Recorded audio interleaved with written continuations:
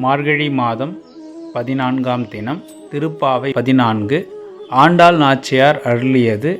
இன்றைய தினத்திலும் ஆண்டாள் நாச்சியார் தன் தோழியை எழுப்புவது போல தான் அமைஞ்சிருக்கும். கிட்டத்தட்ட தன் தோழியை ஒவ்வொரு நாளும் ஒவ்வொரு சிறப்பாக எழுப்பிட்டுருக்காங்க. அதையும் நம்ம பார்த்துட்டு தான் வந்துட்டுருக்கோம். இன்றைக்கி எந்த மாதிரியான சிறப்பாக எழுப்பிட்டுருக்காங்க, இந்த நாளும் நம்ம என்னென்ன விஷயங்கள் தெரிஞ்சுக்க போகிறோம் அப்படின்றத பார்ப்போம். ஃபஸ்ட்டு முதல் 2 லைனில் என்ன சொல்லியிருப்பாங்க அப்படின்னாக்கா, உங்கள் புழக்கடை தோட்டத்தில் வாவியில் செங்கல் நீர் வாய் நெகிழ்ந்து ஆம்பல் வாய் கூம்பினக்கான் அப்படின்னு சொல்லியிருப்பாங்க.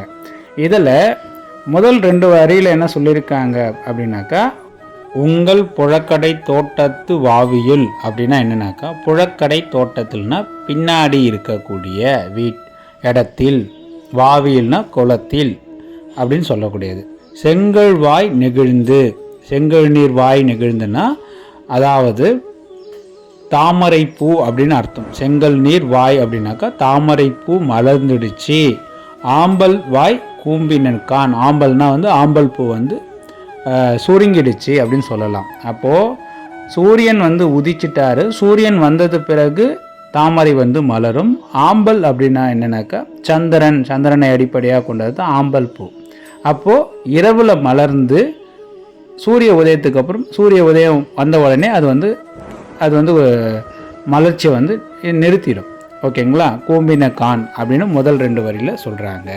அடுத்த 2 வரிகளில் என்ன சொல்கிறாங்கனாக்கா, செங்கற்பொடிக்கூரை வெண்பல் தவத்தவர் தங்கள் திருக்கோயில் சங்கிடுவான் போகின்றான் அப்படின்ற மாதிரி சொல்லியிருப்பாங்க. இதில் என்ன சொல்லப்படுதுனாக்கா, செங்கற்பொடிக்கூரை, செங்கல்னா செங்கல் நிறத்தில் இருக்கக்கூடிய, பொடிக்கூரைனா ஆடை.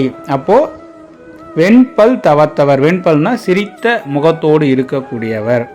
அப்போது செங்கல் பொடிக்கூரை வெண்பல் தவத்தவர்னா யாரை சொல்லலாம்னாக்கா, முனிவர்கள், தேவர்கள், சித்தர்கள், இது மாதிரி காவி உடை அணிந்த சித்தர்கள் சிரித்த முகத்தோடு தங்கள் திருக்கோயில் சங்கிடுவான் போகின்றான். தனக்கு பிடிச்ச, இப்போ சிவபக்தர்கள் சிவன் கோயிலுக்கு போவாங்க, முருகபக்தர்கள் முருகன் கோயிலுக்கு போவாங்க. அதுபோல் அவரவர் கோவிலுக்கு சங்கிட்டு முழங்க செல்கின்றார்கள் அப்படின்ற மாதிரி அடுத்த 2 லைனில் சொல்லிடுறாங்க. இதுலேயும் என்ன சொல்கிறாங்க, இவங்களும் போயிட்டாங்க இன்னும் எழுந்துக்கலையாமா அப்படின்ற மாதிரி மறைமுகமாக சுட்டி காமிக்கிறாங்க.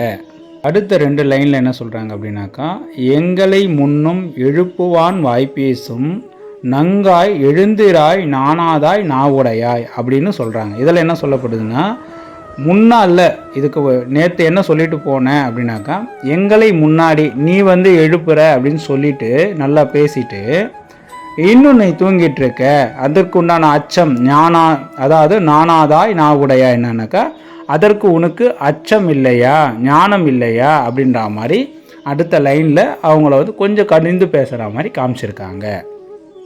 அடுத்த கடைசி 2 வழியில் என்ன சொல்கிறாங்கனாக்கா, சங்கொடு சக்கரம் ஏந்தும் தடக்கையன் பங்கையன் கண்ணனை பாடேலோர் எம்பாவாய் அப்படின்னு கடைசியாக சொல்லி முடிக்கிறாங்க. அதாவது சங்கோடு சக்கரம், சங்கையும் சக்கரையும் ஏந்தி இருக்கக்கூடிய கையை உடையவனை நாம் போயிட்டு அந்த கண்ணனை பாடலாம் வாமா அப்படின்ன மாதிரி சொல்கிறாங்க. அப்போது கிட்டத்தட்ட இந்த இதில் என்ன சொல்லப்படுது அப்படின்னாக்கா, சிறப்பான விஷயங்கள், அதாவது நாவினுடைய சிறப்பு, சொல்கிற வார்த்தையே நம்ம மீறக்கூடாது. வார்த்தைக்கு ரொம்ப பவர் அதிகம். நீங்கள் சொல்கிறது தான் செய்யணும்.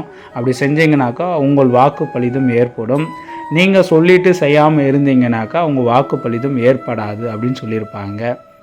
அதுக்கப்புறம் ஆம்பல் பூவும் தாமரை எப்படி மலரும் அப்படின்றது அழகாக வெளிப்படையாக பேசியிருக்காங்க. அதுக்கப்புறம் பார்த்தீங்கன்னாக்கா, சன்னியாசிகளையும் அந்த சித்தர்களையும் மகான்களையும் பற்றியும் தெளிவாக பேசியிருக்காங்க. அவங்க சங்கு ஊதரத்தை பற்றியும் பேசியிருக்காங்க. நல்லா தெளிவாக சொல்லியிருக்காங்க அந்த பாடலில். இதில் நம்ம தெரிஞ்சிக்க வேண்டியது, நாம் எப்பொழுதும் ஒருத்தருக்கு வாக்கு கொடுத்தோம்னாக்கா அது முடிஞ்ச வரைக்கும் செய்யறதுக்கு முயற்சி செய்யணும். அப்படி இல்லைனாக்கா சும்மாங்காட்டியும் நான் செஞ்சிடுறேன், நான் பார்த்துறேன் அப்படின்னு சொன்னீங்கன்னாக்கா, உங்களை சுற்றி இருக்கிறவங்க யாருமே உங்களுக்கு வாக்கு கொடுத்தாங்கன்னா செய்ய மாட்டாங்க. இதான் பிரபஞ்ச நியதி, பிரபஞ்ச ரகசியம்னா, நீ என்ன செய்கிறாய், நீ என்ன விதைக்கிறாயோ அதுவே உனக்கு திரும்பி பல மடங்காக வரும். அப்படின்னு தான் அர்த்தம். இது போல் நீங்கள் இப்போ வந்து நீங்கள் சொல்கிறது செஞ்சிட்ருப்பீங்க. ஆனால் ரொம்ப காலத்துக்கு முன்னாடியோ இல்லை முன் ஜென்மத்திலையோ நீங்கள் நிறைய பேருக்கு சொல்லிட்டு நான் செய்கிறேன்ட்டு செய்யாமல் வந்திருப்பீங்க. அதை இப்பொழுது அனுபவிச்சுட்ருப்பீங்க. அல்லது ஒரு குறிப்பிட்ட வருஷத்துக்கு முன்னாடி இதே போல் செஞ்சிட்ருப்பீங்க. இப்போ அது அந்த பலனை அனுபவிச்சுட்ருப்பீங்க. அதனால் இந்த விஷயத்தில் கொஞ்சம் கவனமாக இருந்தீங்கன்னா உங்களால் வெற்றி அடைய முடியும். இல்லை முழுவதுமாக 1க்கு 5 முறை படித்து பயன்பெறுங்க.